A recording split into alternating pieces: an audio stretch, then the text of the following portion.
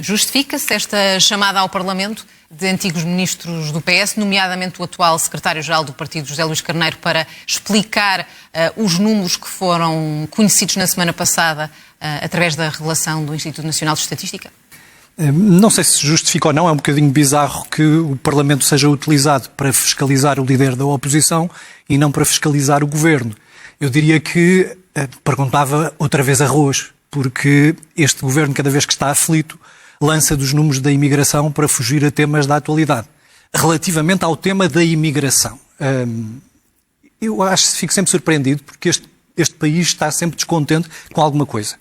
Nós passámos vários anos descontentes com a circunstância de corrermos o risco de chegar a 2100 com apenas 5,9 milhões de residentes em território nacional. Portanto, durante muito tempo, nós andámos a discutir se o país, por força de um saldo de nascimentos e de óbitos muito acentuado em envelhecimento da população, se a nossa população não seria reduzida. Por exemplo, no ano passado, em setembro, o INE divulgou projeções que dizia que em 2057 nós teríamos menos do que 9 milhões de habitantes, que em 2079 teríamos menos do que 8 milhões de habitantes e que, eventualmente, se não houvesse imigração, nós ficaríamos reduzidos apenas a 5,9 milhões de habitantes. Isso tornaria Portugal um Estado falhado, sejamos claros.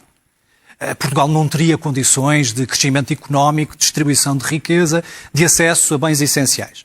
Eu acho fundamental a questão de sabermos quais são os números efetivos das pessoas que cá residem. Até porque vale a pena olhar. Eu lembro-me quando saíram os números da AIMA e quando a AIMA começou a atualizar os números, eu lembro-me de ter ouvido várias pessoas do PS dizerem que os números eram impossíveis, que havia alguma coisa que não estava a bater certo, que eram falsos. Aquilo que vimos perceber é que, de facto, os números correspondiam, grosso modo, à realidade, porque o retrato que o INE vem fazer agora é precisamente um retrato atualizado. Acha que António Costa devia ser chamado? Acho que isto foi uma absoluta irresponsabilidade. Acho que, sobretudo a política ligada à manifestação de interesses, acho que provou que descontrolou completamente as coisas. E a prova que descontrolou completamente as coisas é que, quando acaba a manifestação de interesses, continua a haver imigração, mas a imigração reduziu-se de uma maneira bastante abrupta e passou a um número que eu acho que é o razoável e o acomodável por um país da nossa dimensão, e até o necessário para um país da nossa dimensão. Considera importante que António Costa seja ouvido? Eu considero importante que António Costa dê uma explicação, porque acho que, como Primeiro-Ministro responsável por estas políticas, acho que tem que dar uma explicação, sobretudo, se era isto que se pretendia fazer, porque é que não o disse com franqueza aos portugueses? Porque é como lhe digo, nós estamos a falar de quase 1 milhão de pessoas, de 800 mil pessoas, que estavam, como é evidente, e todos nós tínhamos essa percepção, muitas vezes eu ouvi esta discussão dizendo isto são percepções, não é a realidade. Afinal, não eram apenas percepções. A tensão relativamente ao Serviço Nacional de Saúde foi resolvida com a reorganização do sistema de gestão do Serviço Nacional de Saúde que este Governo decidiu desmantelar. Relativamente, por exemplo, às políticas de habitação, elas foram alvo pela primeira vez, eu recordo que desde a década de 80, que não havia um secretário de Estado, não havia um secretário de Estado de Habitação desde a década de 80. E o Partido Socialista criou primeiro uma secretária de Estado de Habitação e depois um ministro com essa mesma competência. Fez um estudo, apresentou um pacote de habitação precisamente para resolver vários desses problemas e foi este Governo, com a maioria no Parlamento, que decidiu desmantelar todas essas mesmas políticas. Portanto, aquilo que estás a dizer é que os anteriores governos socialistas investiram em políticas de integração que foram desmanteladas pelo atual governo. Só para terminar o seguinte, entre 2010 e 2018 nós tivemos o país a decrescer do ponto de vista populacional. Por força do quê? Por força de saída de jovens do território nacional. Acho que isso ficou já claro pelos números que tu trouxeste. De 2019 para 2025 houve uma inversão. Isso é um sinal de pujança económica. Não é um sinal de pujança económica. Eu recordo que a taxa de desemprego neste momento está registada em 6% e com a revisão destes números vai baixar. Vai baixar porque, obviamente, se nós temos o mesmo número de pessoas desempregadas e temos mais pessoas a viver no território nacional, a taxa de desemprego, afinal, vai ser revista em baixo. Se fosse um sinal de pujança económica, a economia tinha crescido mais do que a população. O que nós percebemos agora é que a economia cresceu menos do que a população. Bom, vamos por partes. Isso não está certo. Vamos por partes. Primeiro, a ideia de que nós precisamos de imigração porque não há portugueses.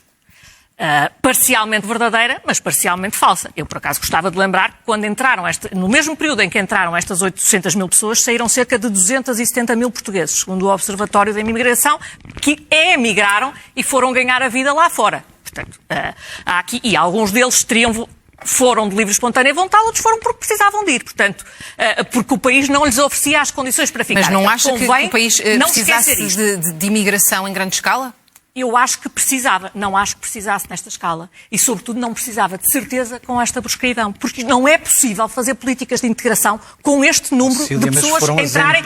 E, sobretudo, eu ouvi com toda a calma. Agora, há uma pergunta que também tenho que fazer. Porque eu ouvi aqui dizer a política de saúde foi adaptada para promover a integração. Primeiro, eu não me lembro na altura do PS, era na altura em que o PS dizia que não havia praticamente imigração nenhuma. Não sei se estamos lembrados, mas não vai assim há tanto tempo. São fábulas. Ponto. Já há pouco assim, depois, faço uma pergunta.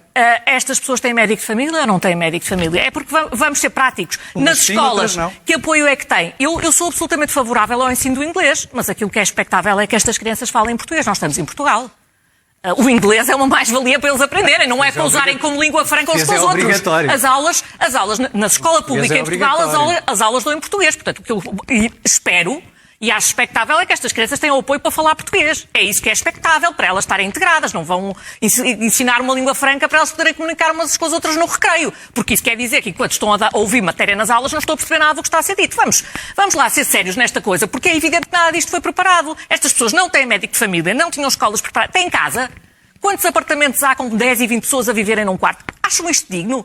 Isto não foi digno, não foi preparado, não é assim que se faz. Nós precisamos de imigração, sim, mas de uma maneira controlada, com regras e com que as pessoas tenham acesso ao mínimo de direitos, que é para não estarem todos em filas de espera intermináveis de serviços públicos que não funcionam, com as pessoas a culparem os estrangeiros que cá estão, que têm tanta culpa como elas dos serviços que funcionam mal. E isso sim é uma responsabilidade do Partido Socialista e que não há como branquear isto. Isto não podia ter acontecido assim. Estas pessoas poderiam ter entrado ao longo de vários anos e nunca desta maneira. E, sobretudo, desta maneira também descontrolada, porque eu gostava de dizer, há comunidades, é muito mais fácil integrar alguém, acho eu, que fala português do que alguém que não fala português. Mas quando uma comunidade tem uma diferença cultural muito grande, isso torna-se mais difícil. Eu acho que era normal que se tivesse planeado isto. Não acho que tenha havido esse planeamento, acho que é evidente que não houve. E o que torna evidente é que os próprios responsáveis à pergunta, mas afinal quantas pessoas é que vivem em Portugal, agora parece que já perceberam quantas são, mas durante este tempo todo não conseguiam responder. Eu não acho que isto seja normal. Isto não é normal, nem é razoável. Eram 440 mil. Agora diz que afinal são 849.384. Só se esqueceu de metade delas. Pronto. Não, sabe porquê? Porque eram pedidos que estavam pendentes na AIMA decisão. E porquê? Por causa da incompetência de quem?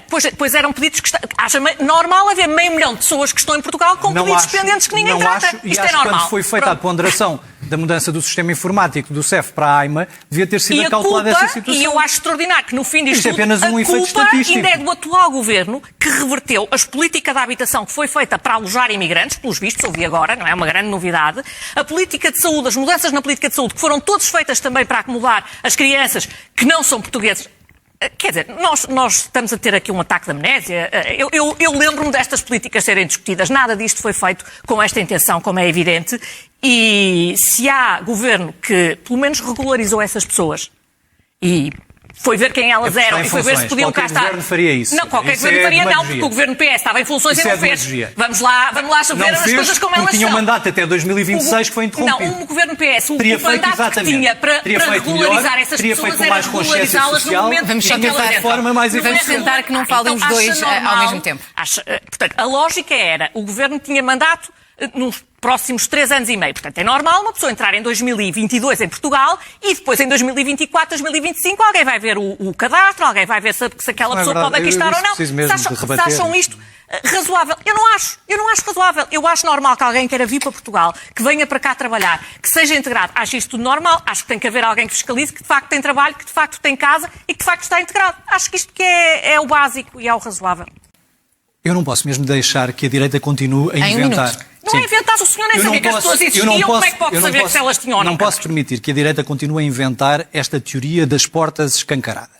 Porque a lei da nacionalidade, desde a década de 80, exige controle fronteiriço cada vez que um estrangeiro entra em Portugal, mediante apresentação de passaporte e mediante verificação do registro da Europol e da Interpol sobre se a pessoa tem ou não tem registro criminal.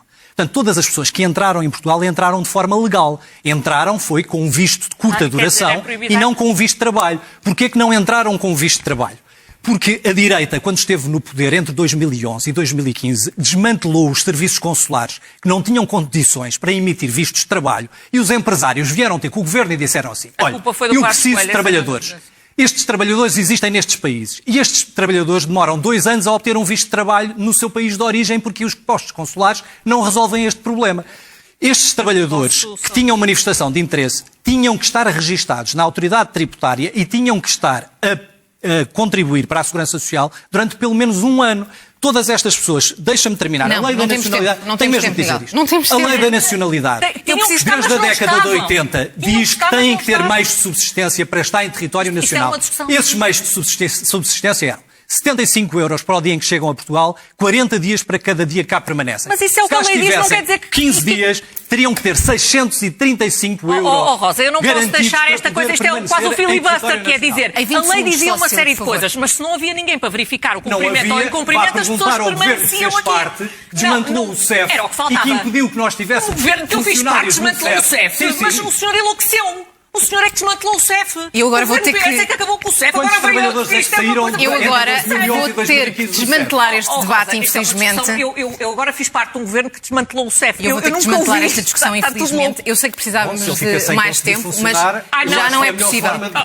Obrigada aos dois e até segunda-feira.